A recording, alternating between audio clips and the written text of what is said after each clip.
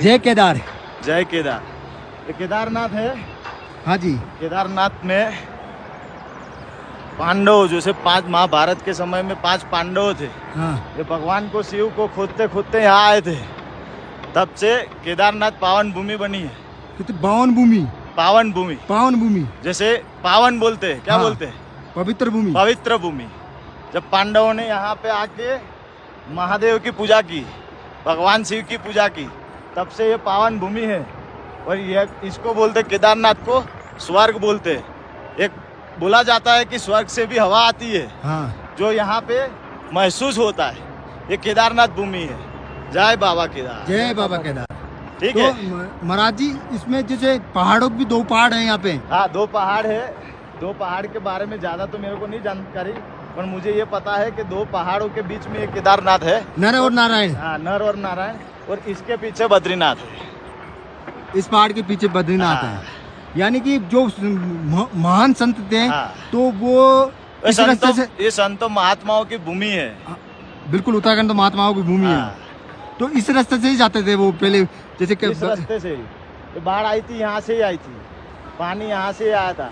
यहाँ से मंदाकिनी नदी आई थी और यहाँ से सरस्वती माँ नदी आई थी। अच्छा महाराज जी, यहाँ पे तो आज भी संत है जो ये बर्फ में जाके तपस्या करते हैं। होता है, कई संत ऐसे है कि अभी भारत में जाके तपस्या साधना करने के लिए भी आते हैं साधना बाबा। करने के लिए आता है। संत महात्मा है, संतों की भूमि है, साधना की भूमि है। अच्छा, सब लोग आते हैं। उनको भगवान से सीधा देखो, सत्य प्राप्त होती मैं है। एक बात बताऊं, अगर आप हो, हाँ। आपके शरीर में जो आत्मा है वही परमात्मा है। बस। बिल्कुल सही बात। जो आपके शरीर में जो आत्मा है वही परमात्मा है। और आत्मा से परमात्मा को मिलन करने की ये भूमि है। भूमि है यहाँ पे। लोग आपको शिव को खोजने की जरूरत नहीं है। जो आपके शरीर में जीव है वही शिव है। वही शिव है। हाँ, वही शिव है। तो सबसे बड़ा धर्म क्या होता है? जैसे एक गृहस्थ सबसे बड़ा धर्म है कर्म करो, कर्म करो, दान पुण्य करो, और कर्म करने के बाद अपना कर्मों का फूल और अपना कर्मों का जो पुण्य होता है, जो फल होता है, वो प्राप्त करो। कर्म करो, साधनाएं करो,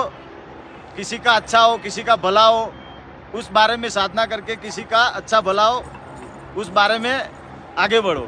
तो महाराज जी, जैसे किसी इंसान से अनजाने में जानबूझ के गलती हो जाती है, तो उसकी समाधान कैसे कर सकता है वो? कर्म से समाधान है। गाय को पुण्य दान करो, किसी गरीब को पुण्य दान करो, उससे बेहतर और कौन सा बड़ा कर्म है?